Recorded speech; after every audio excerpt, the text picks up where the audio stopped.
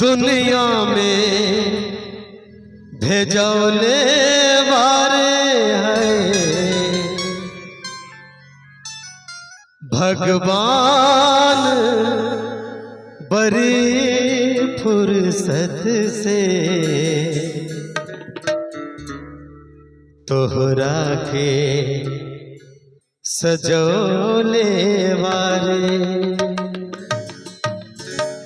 भगवान बड़े फुर्सत से तोहरा के बनौले वारे।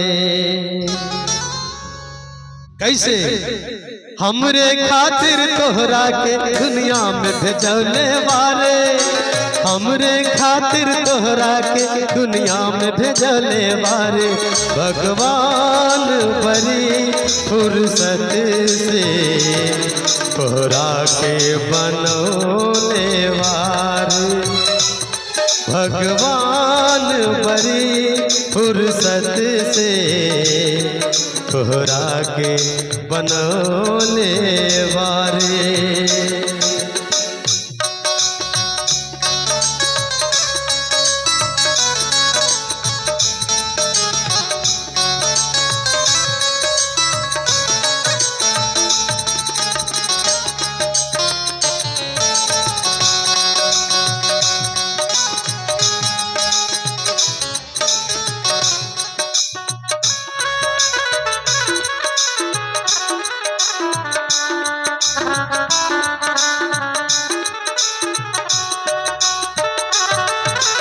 और उनके रूप और श्रृंगार, उनके रूप और श्रृंगार को देख करके बखान करते हैं।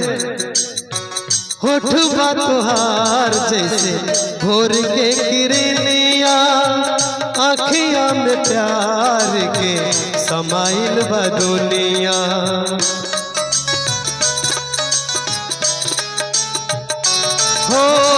होठवा तोहार जैसे भोर के किरनिया, आँखिया में प्यार के समाइल बदुनिया। बिंदिया बुझाला ऐसे जैसे चांद सजौले वारे, बिंदिया बुझाला ऐसे जैसे चांद सजौले वारे भगवान बड़ी फुर्सत से तोहरा के बनौले वारे भगवान बड़ी फुर्सत से तोहरा के सजौले वारे।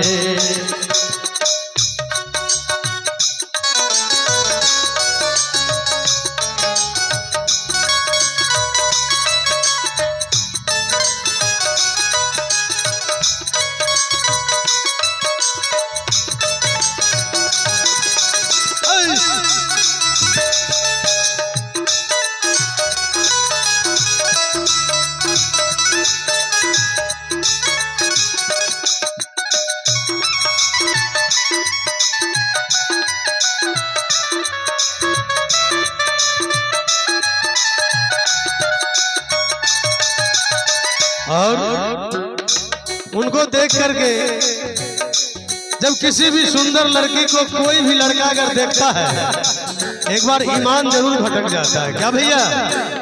इसीलिए कहना चाहेंगे केहू के ईमान रहे नहीं ओकरा बस में, सोरह सिंगार सजल 16 बरस में।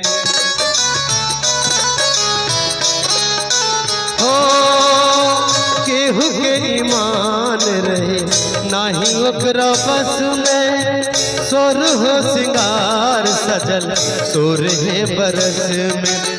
हुस्न के जादू अता के मंत्र हमके चलौले वारे, हुस्न के जादू अता के मंत्र हमके चलौले वारे